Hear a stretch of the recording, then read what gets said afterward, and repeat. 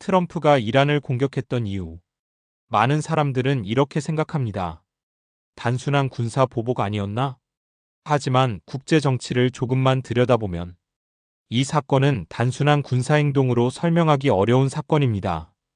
2020년 1월 미국은 이란의 최고 군사 지도자 중 한 명이었던 카셈 솔레이마니를 공습으로 제거합니다.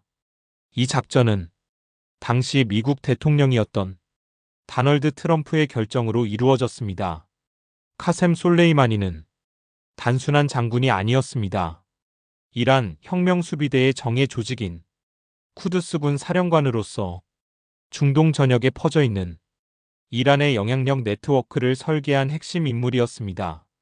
그래서 그의 제거는 단순한 군사 타격이 아니라 중동의 권력 구조를 건드리는 사건이었습니다. 그 순간 전 세계는 이렇게 생각했습니다. 이제 미국과 이란이 전쟁에 들어가는 것인가? 세계 언론은 전면전 가능성을 이야기했고 금융시장은 즉각 반응했습니다. 하지만 놀랍게도 전면전은 벌어지지 않았습니다. 대신 다른 일이 일어났습니다.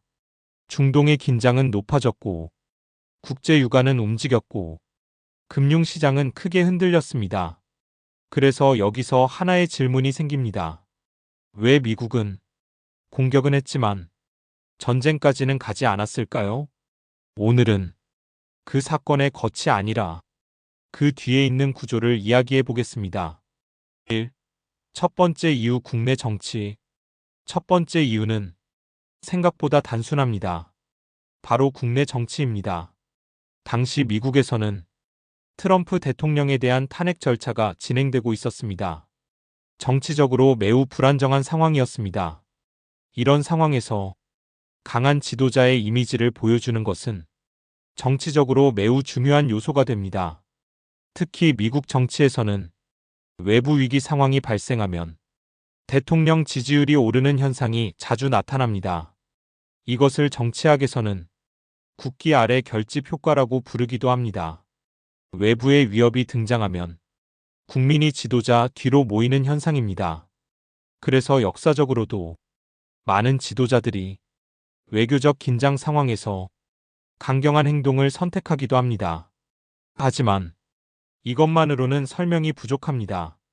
왜냐하면 미국은 단순한 정치 국가가 아니라 거대한 에너지 국가이기도 하기 때문입니다. 2. 두 번째 이유 중동 영향력 유지.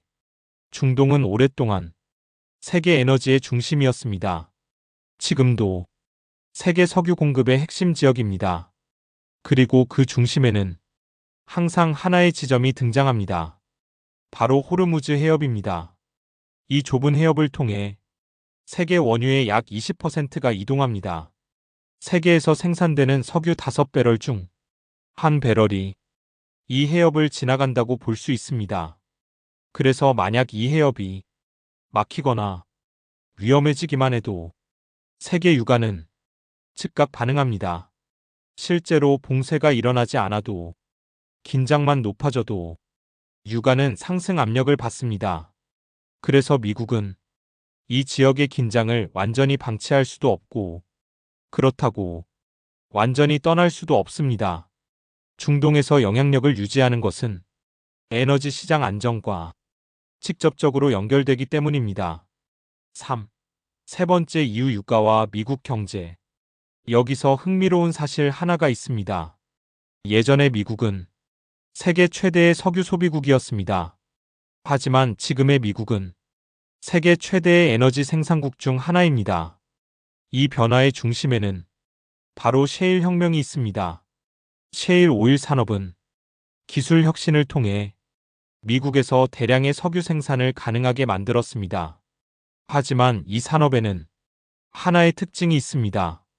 생산 비용이 중동 석유보다 높다는 것입니다. 중동의 전통적인 석유 생산 비용은 상대적으로 매우 낮습니다. 하지만 셰일 오일은 개발 비용이 더 높습니다. 그래서 유가가 너무 낮아지면 미국 셰일 기업들은 수익을 내기 어려워집니다.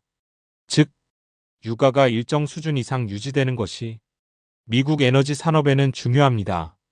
그래서 국제에너지 시장에서는 이런 말이 종종 나옵니다.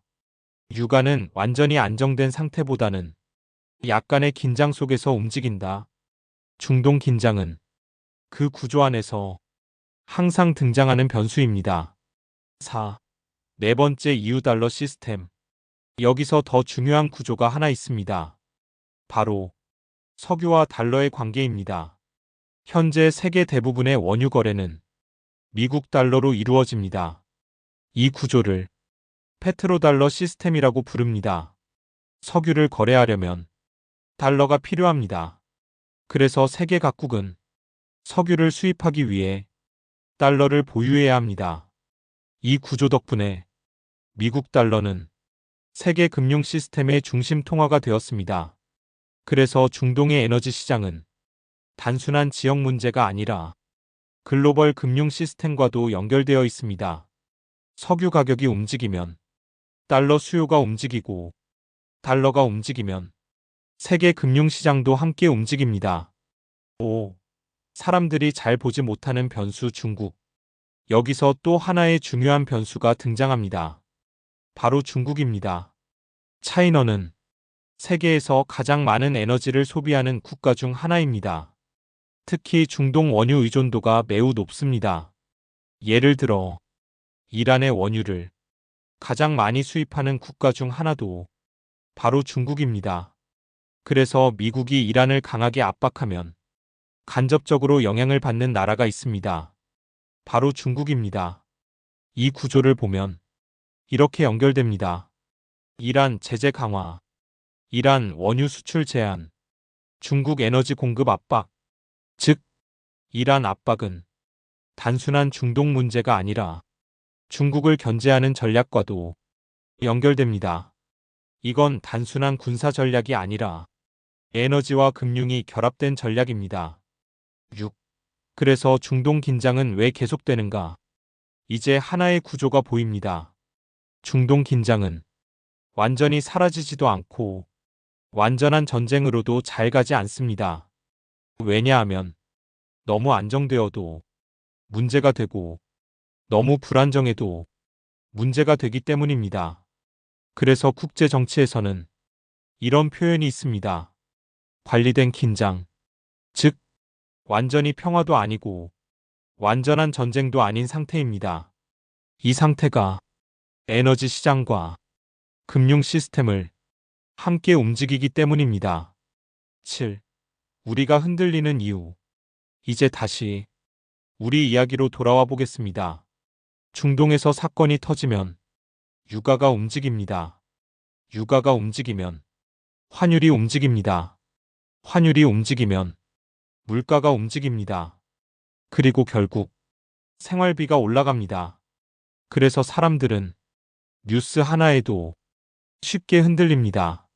하지만 우리가 흔들리는 이유는 판단력이 부족해서가 아닙니다. 우리가 살고 있는 경제 시스템이 이미 그렇게 연결되어 있기 때문입니다. 8. 결론. 그래서 트럼프가 이란을 공격했던 사건을 단순한 군사행동으로 보면 전체 그림을 놓치게 됩니다. 그 사건은 중동의 문제이면서 에너지의 문제였고, 동시에 금융 시스템의 문제였고, 그리고 세계 패권 경쟁의 문제였습니다. 전쟁은 사건입니다. 하지만 유가와 자산 가격은 사건이 아니라 구조에 의해 움직입니다. 뉴스를 보는 것도 중요하지만 그 뉴스 뒤에 있는 시스템을 이해하는 순간 세상이 조금 다르게 보이기 시작합니다.